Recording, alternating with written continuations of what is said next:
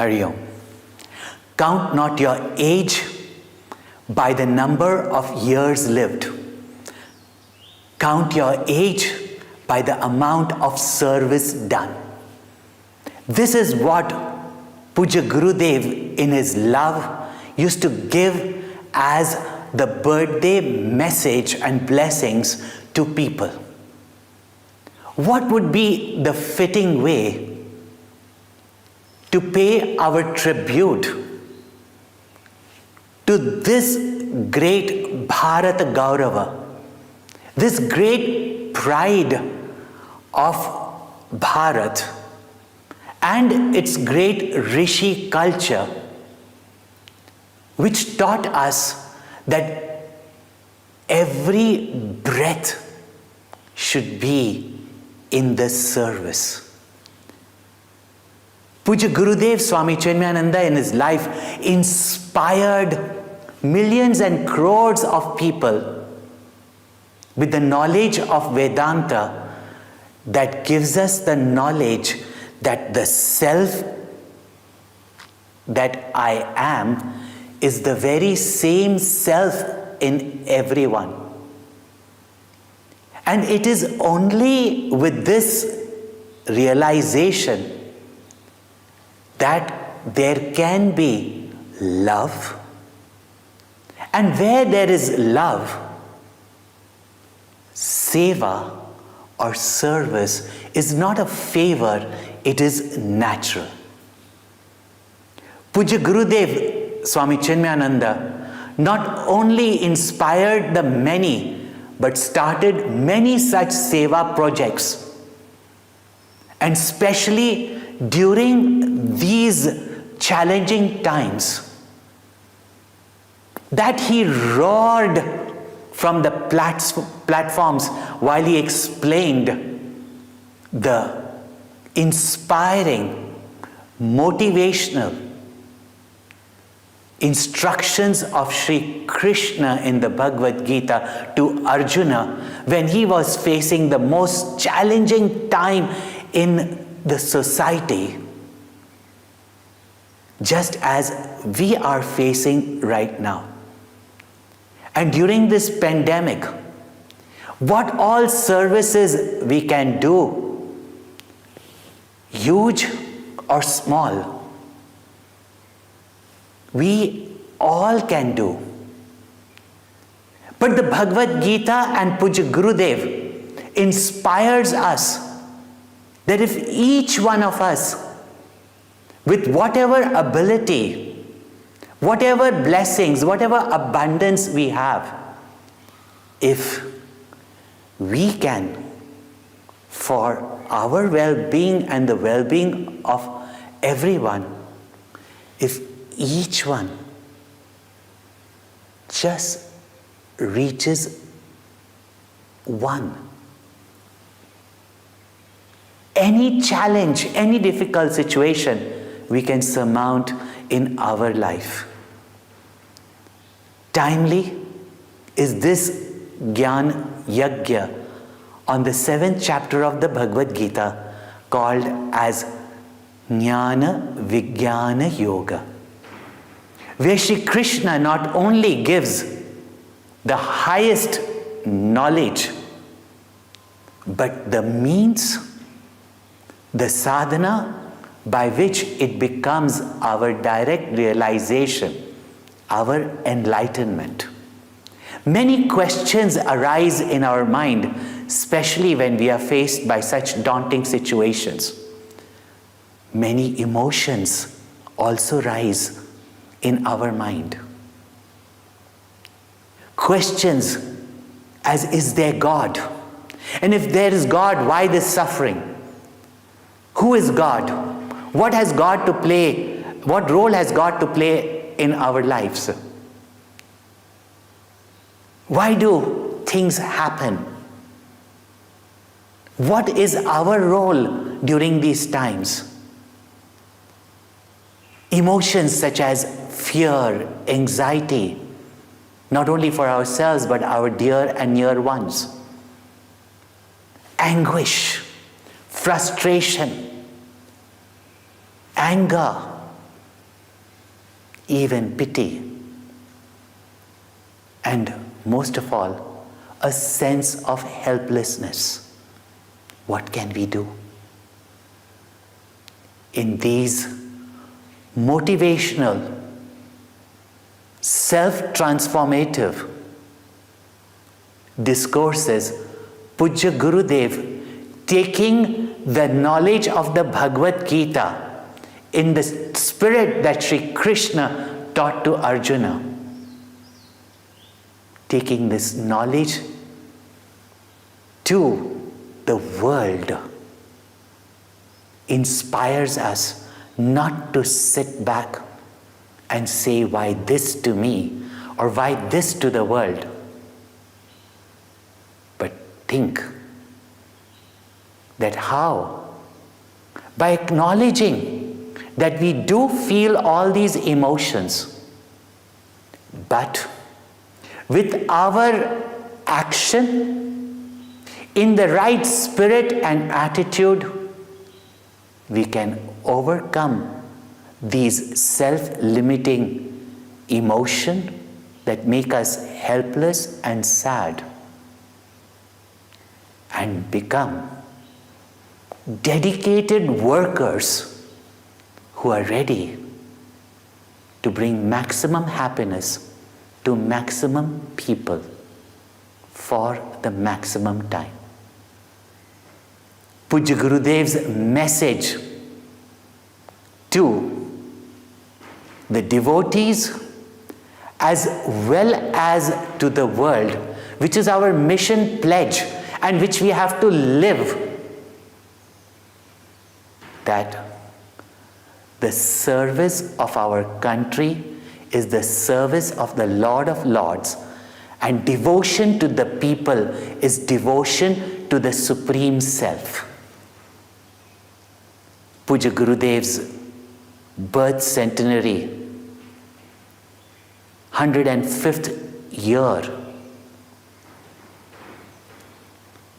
What can we offer to him in tribute but to take his inspiring wisdom, knowledge, and spirit of seva and service to the maximum people. Get ourselves uplifted. As Krishna says, do not sit back, stand up, and let us, in the spirit that he demonstrated, live our life. On this very special occasion, where online this Gyan Yagya by Pujya Gurudev Swami Chinmayananda for 18 days, every day, listen to it, be inspired by it, be motivated by it, and spread this message to the maximum amount of people and encourage them. We need at this moment warriors who would go out and make a difference in whichever way possible. Everyone cannot help in every way, but each one reach one. On this occasion, our Honorable Prime Minister Shri Narendra Modi was to inaugurate and was to be present right now with his video message to all. But unfortunately and understandably so, at this moment, he is not able to do that. We have received his written message, which we read out to you. And we are grateful to him for having sent the message even though he could not come online to inaugurate these inspiring sessions, which is the need of the hour, the need for the people, the need for the country. The message reads, I was delighted to learn of Pujya Swami Chinmayanandaji's online video Bhagavad Geeta Gyan Yagya. It is a noble initiative with an even nobler aim that deserves appreciation and encouragement. Even in a land of the greatest spiritual works, the Bhagavad Gita has an exalted place. And in our land of spiritual greats, Pujya Swami Chinmayanandaji has a unique contribution. When these two come together in the form of the Bhagavad Gita Gyan Yagya, the result can only be transformative and compelling. Generations to come will remain thankful to Pujya Swami Chinmayanandaji for taking the deep and nourishing insights of the Gita to everyone. The Holy Gita, written by him, is one of the most popular works among youngsters. Several people prefer to gift the Holy Gita to others. In times of crisis and challenges, the Gita is a great source of resilience and inspiration. Bhagwan Shri Krishna's timeless wisdom on maintaining equanimity in the face of difficulties, putting karma or effort above everything else, pursuit of truth and knowledge, and most importantly, the need to stand up and fight against all odds is extremely relevant to all of us, especially in these times. In these times of COVID-19 pandemic, a verse by Bhagwan Shri Krishna is very important.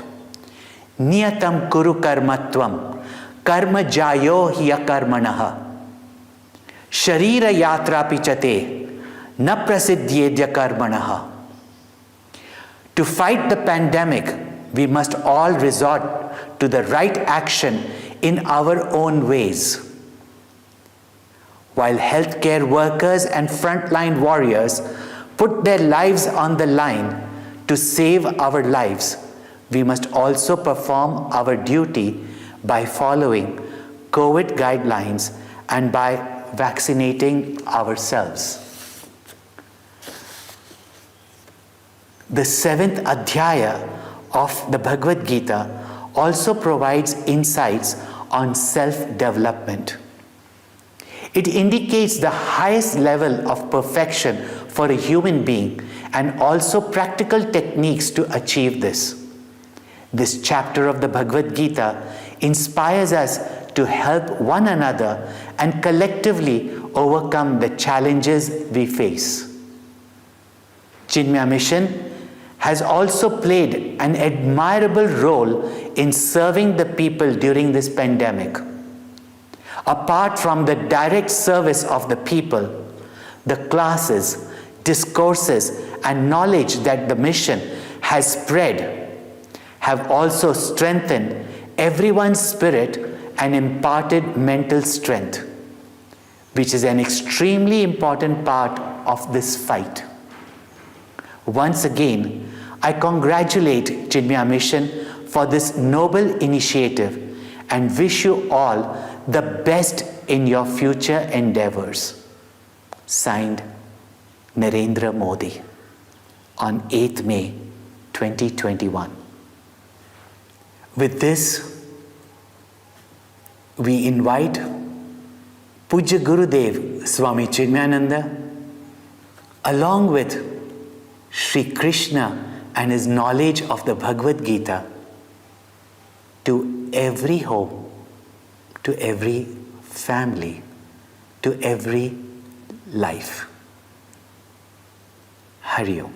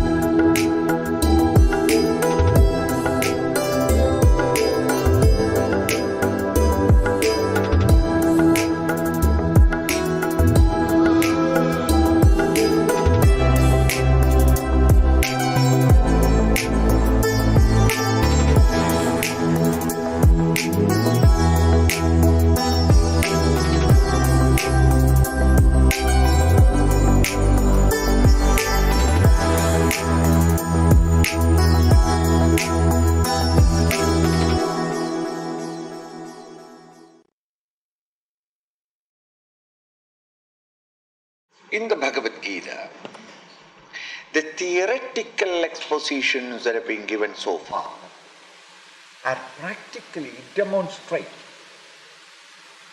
Therefore, though it is considered as sacred as a scriptural textbook, in fact it should be considered as a handbook of instruction of how to live spiritual life.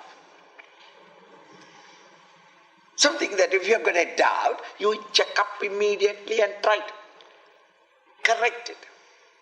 Just as a handbook of instruction we get with every gadget on the market,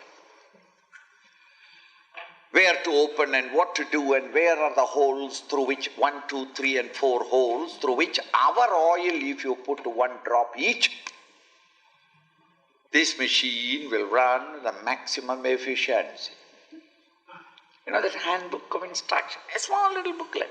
In every equipment there will be how to open it, where to open it, and what can be the defect, and how to maintain. In the same way, how am I to open up my personality, and how could I get a more efficiency from myself? What are the blocks that might arise? How is it that sometimes I feel very confused and confounded, or sometimes very much blocked that I cannot act, don't know what to do next? In all such cases, the instructions are given. If philosophy has no practical application to man, in his day-to-day life, nobody will have interest in the philosophy. Because you and I are mainly preoccupied with meeting our own daily challenges. If religion or philosophy has nothing to give you, but politics and economics are giving you a lot of immediately how to face your problem, everybody will go to politics and economics, nobody will come to religion. But if you can explain to the modern man that it can be of great help to you, their interest in it increases. It is in this style of practical application that the Bhagavad Gita is written, and therefore its enchantment at all periods of time for the skeptic. Arjuna represents our personality or our individuality. Arjuna was not a spiritual man. He had no spiritual ambition or spiritual cravings or cause. He did not run to the teacher demanding, hey, tell me the meaning or purpose of this creation. He was a man of action. He has great ambitions. He was preparing himself for excellence in life. And a wonderful occasion has come, a field has been opened up for him where he can express his excellence and feel gratified or fulfilled. The great Mahabharata war, and as a soldier, Arjuna, the Pandava prince, was ready to face the situation until the war started. When they were assembling them, he was the most spirited guy. Not a whiff of doubt whether it is a righteous war or not was never polluted his mind. His elder brother had a doubt. At the last moment when both the armies are arrayed, and it is Arjuna, really speaking, Mahabharata answers the elder brother, who is a very righteous man, and it is he who is asking the question, should we fight? They are all our cousins. If they have not got the intelligence, should we also sink into their level? Is it not nobler to go away from the army, from the defeated by them, than to win a victory over them? He had his own doubts. It is Arjuna who consoles. My dear brother, please see on which side is Lord Krishna. Do you think that that perfect master would take up the sides of the wrong side? Wherever Krishna is, that is dharma. Therefore, Dharmaraj, don't worry about it. And Dharmaputra was immediately consoled. He is a man of heart. So when he suddenly was knocked to understanding, oh, Krishna is on our side, oh yes, he must be, the Lord is with us. His doubt is over. Now Arjuna is more arrogantly intellectual. It is only when he got into the chariot and asked his charioteer, Lord Krishna, his great friend, where he doesn't know that Krishna is a great yogi or a great master, he took him only to be an ordinary person. And he says, Krishna, pal, buddy, let us go. And they moved forward. As a command from chief, he ordered, command, forward.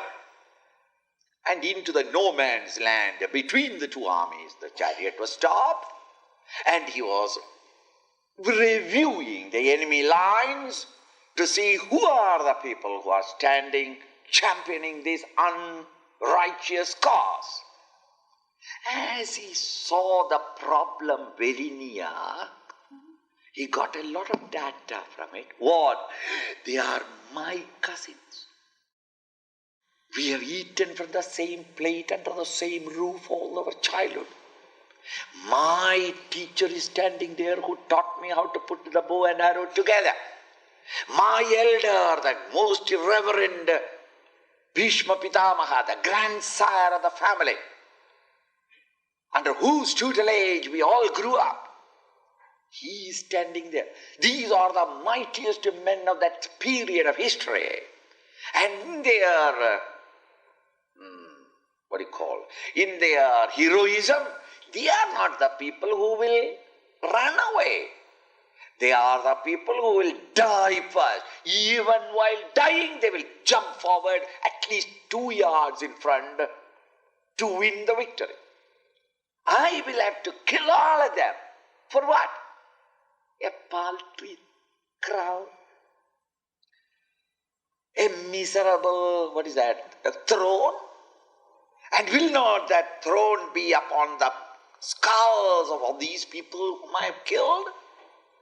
Could I eat comfortably and enjoy what I am getting? Every bowl of rice will be dipped in their sacred blood. No, I shall not fight. Full stop. Let us go to the Himalayas. Thus Arjuna became what we are today, dropouts. He dropped out. He wanted to drop out. Lucky for Arjuna, Krishna was there. He decided to go. And by the second chapter, he said that I shall not fight. It is Krishna then. And he is in a peculiar horns of a dilemma. Krishna cannot say that don't be a fool. I shall explain everything. Because Krishna till now remained as an ordinary cowherd urchin who scrambled from the lowest level of society by sheer intelligence and goodness to the highest type, where he is now, luckily, in Delhi, Hastinapur, in the political field. And Arjuna also knows that this man has got some quality only because some position only because my patronage, the royal patronage, or else he is nobody. This was his idea. Now Krishna cannot immediately, suddenly at that moment say that I am son of God, thou shalt listen to me, or else thou shalt to hell go. Arjuna would have taken the sword. What do you say? In the army front, he is only a driver, commander-in-chief. Therefore, he called him by the shoulders, as it were, and was explaining to him that don't run away from life. Whatever the life, the external environments are presenting themselves to you are the exact measured doses of experiences that the infinite wisdom has given to you in order to exhaust your vasanas. Meet the challenges. There is no tragedy in life. To the intelligent, the tragic and the painful and the agonizing experiences are all beautiful chances for you to cure your own vasanas. Therefore, Krishna smiles, understanding that what is the trouble with this man? He is looking at the problem from his egocentric standpoint. I am Pandava prince, and therefore they are my cousins. He is my teacher. They are my elders. Now this my, when it comes, your efficiency goes zero. Thus he looked at the problem from that egocentric standpoint, and everything that is happening, any threat in the outside world, all magnified. The problem becomes a crisis. Because it's me, my. What are you talking, Swamiji? But my child has got fever. If my child has got a fever, even a doctor is worried. When my child has got fever, doctor Saab, you yourself came and said, it is nothing, this is a change of climate, every child goes through, why are you worried? Now I am telling you, your son also, son, that is different. This is my child. If my child fever is more serious than the neighbor's child. It's always true. Thus, Arjuna's trouble was that he is looking at the problem from this standpoint, from the limited standpoint, and the teacher in the second chapter tries to give him a new standpoint. From the higher standpoint, you look at it, the problem withers into nothing, isn't it? My child died, my wife died, my husband died. Yes, they are all tragedies. I am not saying they are not tragedies. Now just to move out of it and look at it from the higher standpoint. In this world, is it the first time that the husband died? Earlier than your generation, in the earlier generations, were there not husbands? At that time, all husbands lived until the wife is buried and then only they died. Is it not? Children, don't they die? Wives, don't they die? Is it a special packet of sorrow? Bhagavan created, Lord made it and delivered it through your window to you only, is it? Is it not? Everybody has got his own problems. Once that you start looking at it from the whole universal standpoint, your tiny wee bit of a problem gets dissolved in the vast arena or vision of the totality, the march of happenings in the society.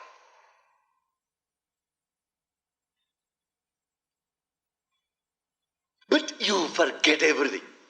And you look at the world from your little egocentric standpoint. And then you can't understand. I don't know why God created the world. Which world? My problems. My problem is the world. Why the prices are going up? Is it for you only? Is it not equally true for the 250 million people here? That is all right. But I am interested only in my problem. Why prices are going up? Why this is the world is not everything from his own personal standpoint. And he is never satisfied or can complete his complaints about the world until at last, a God who created all this world, he is a rascal, let me meet him. One day I will meet him. I'll land him on his nose. This is our idea. Instead of that, Krishna lifts him and gives him a new vision of the entire prospect of life. And not that Arjuna understood what Krishna said, but when you are terribly agitated, don't know what to do, if a friend of yours holds you by the shoulders and tells you, my dear boy, don't worry about it, you feel consoled. Not that you have understood why he says don't worry, but then you feel temporarily consoled. Maybe there is a method of getting out of it. Slowly the second chapter ends. And at the end of the second chapter, the third chapter, the teacher points out the glory of Karma Yoga.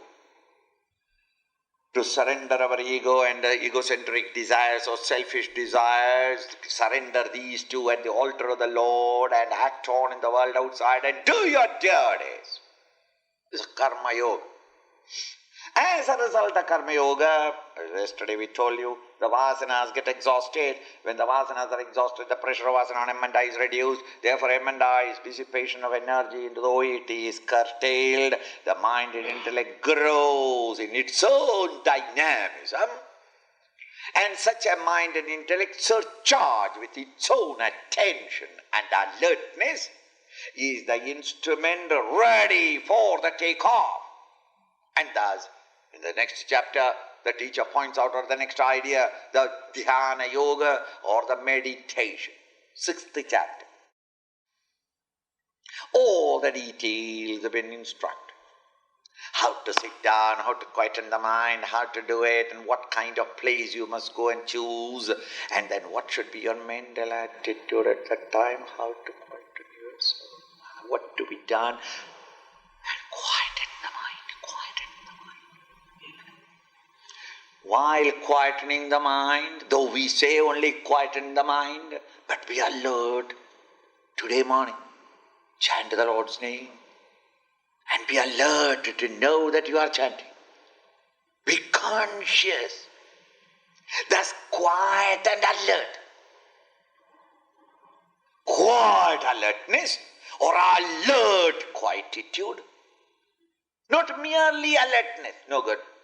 Mere quietude, no good. It must be a combination of both. When that is done, with that mind, contemplate upon that higher nature. This is all that the teacher says in the 6th chapter. And all teachers tell you, and your friends must tell you, I meditate every day. You also must meditate. And you say out of formality, okay, tomorrow onwards I will also meditate. What is it? Early morning get up and then close your eyes and sit down and sleep. Then why not lie down and comfortably sleep? Lie down and meditate means sleeping. Sit down and sleeping means meditation. That is funny. So what am I to do? Every master, every prophet, every scripture tells you, pray to God. Turn your mind's attention to God. Okay. It's only after 6 months suddenly you remember, hey, but what is God? So you run to the teacher and ask him, or try to study the Bible or the Quran or whatever the textbook of yours and try to find out. And ultimately all prophets will have to say that God cannot be explained. We have no objection. If they can't explain, all right, cannot explain. But don't ask me to meditate. How am I to meditate upon a thing that I don't know? Turn your mind to God. What is God? That I can't say. How will I turn the attention of my mind to something that I don't know? Every one of you, for at least half a minute, please cooperate. Turn your attention. Meditate intensively. Remove all other thoughts and Think of only gudu-gudang. Think. Gudu-gudang. Gudu-gudang. Intensely think. Gudu-gudang.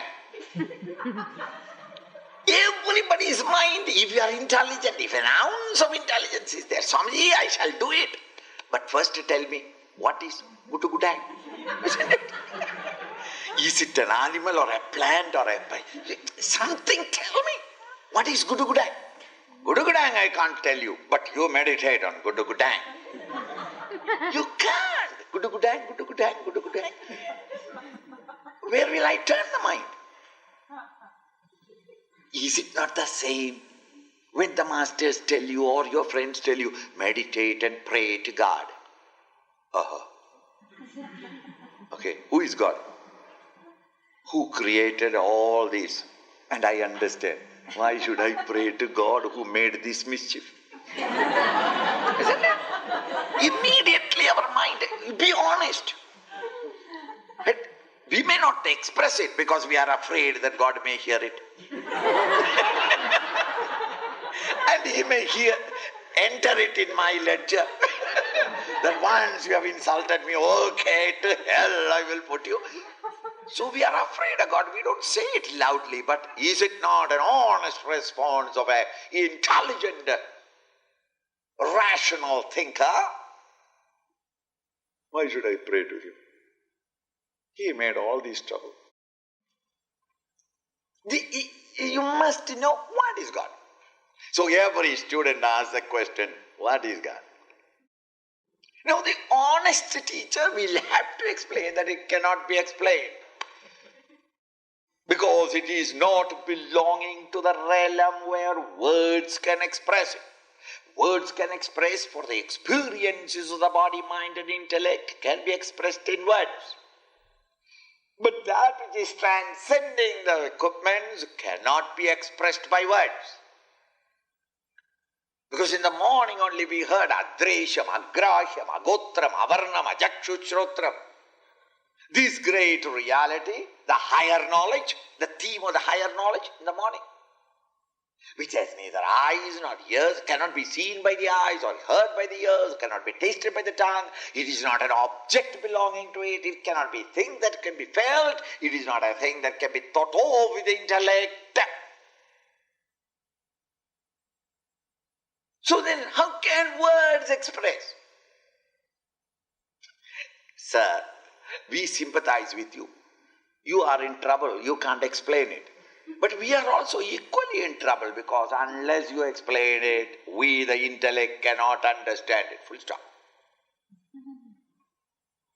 So then the meditation seems to be a contradiction in terms. You are asking me to turn the attention of the mind to Him. And what is He? Cannot be explained. So the student is valid doubt, or it is valid that he complains that, sir, it is impractical. Without knowing, I can't meditate. And the teacher turns back and says, Sonny, if you know God, why should you meditate? The student's doubt is, without knowing Him, how will I meditate? And the teacher answers, if you already know Him, why should you meditate? We meditate to know Him. We have already reached the destination. Therefore you need not. The student is confused. Right. It is also known to all of you that all scriptures of the world talk of only God. The theme of a medical book is medicine, of an engineering book is a textbook is engineering. The engineering textbook will not explain how to massage a horse. It is not that theme there. You see? It is not necessary. In the same way, the scriptural textbooks, which you call as scriptures, are textbooks that discuss one theme and one theme alone, God. Oh, I see. God is the theme of all scriptures. Yes. And what is God? Cannot be explained. Then scripture should be only a piece of paper. Our theme is God. Cannot be explained. Full stop.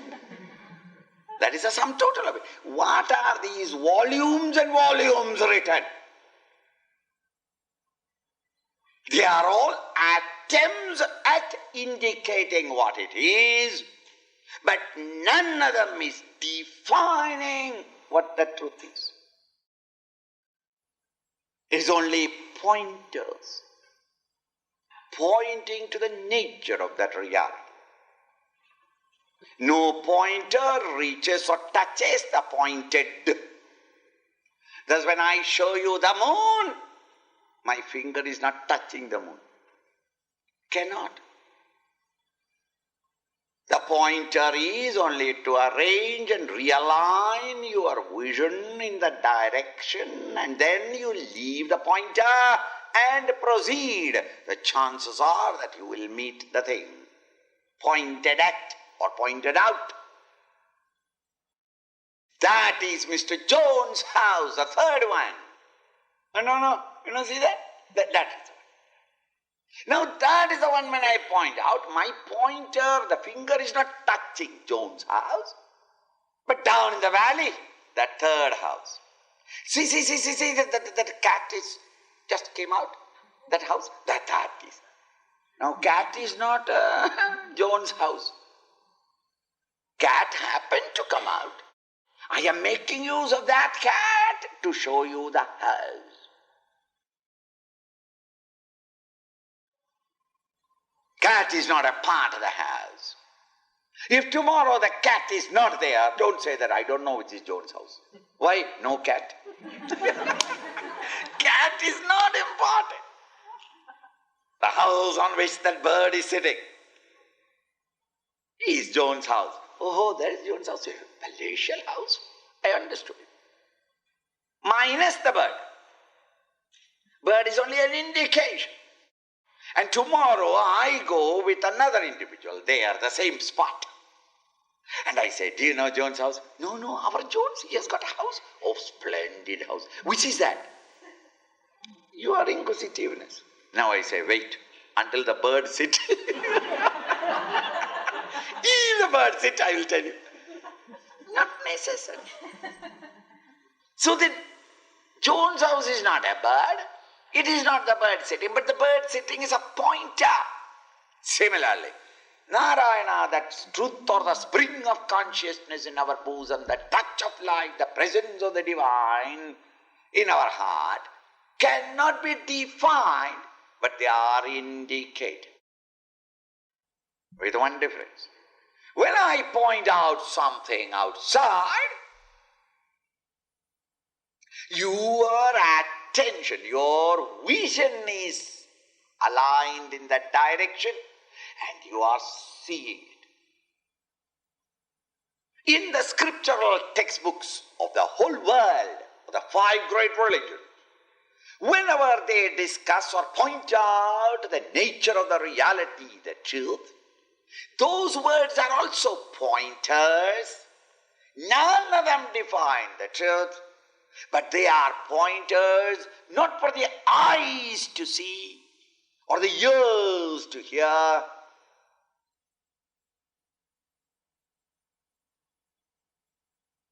but it is for the mind and intellect's attention to be turned in that direction. To set the mind and intellect's attention in that direction and to hold the mind's attention in that position or in that direction is called contemplation. It will not easily come. Just as a newborn baby has no sense of direction. If you make a noise, it will hear the noise, that is all. It will take 2-3 weeks before the guy starts turning the head in the direction in which the sound is coming. In the beginning it hears. In the very beginning it doesn't hear. Deaf and dumb. Deaf and, not dumb, very noisy. Deaf and blind. Then slowly after a week's time you start looking at light, wherever the light is. Then comes a sound. Then comes the alignment. That where the direction of the sound comes, the eyes go there. In the same way, we are infantile at this moment. So even if you point out, the mind is not got that steadiness to direct its attention in that direction. Turn the attention in that direction. So you have to practice it. It's not impossible, but it takes time. Therefore, here are the various exercises in the 3 chapters, 7, 8 and 9. 3 chapters. Very many directions or definitions are given to indicate the direction.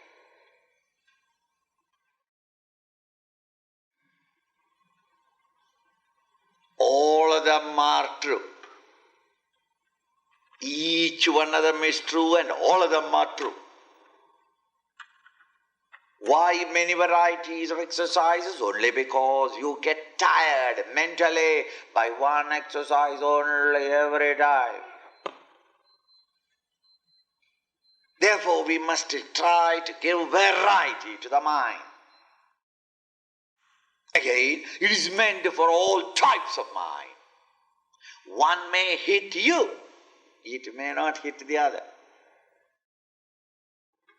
So then all these 60, 65 different exercises are given to suit all types of mind. If one doesn't fit you, try the other. If you go for purchasing shoes, you will understand. Varieties they show, and then what?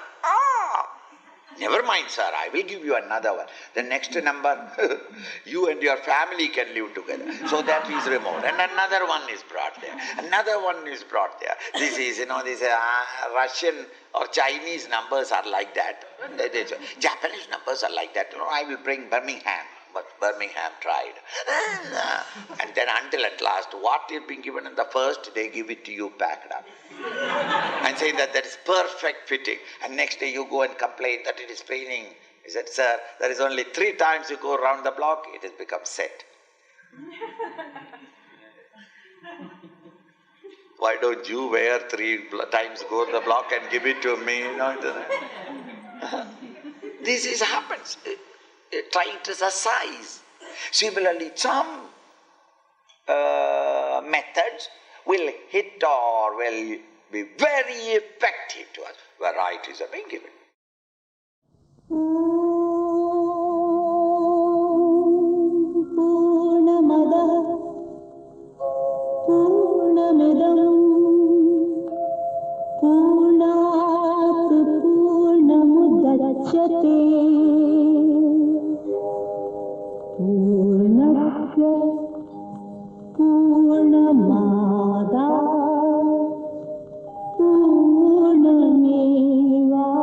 पूर्णमेवावशिष्यते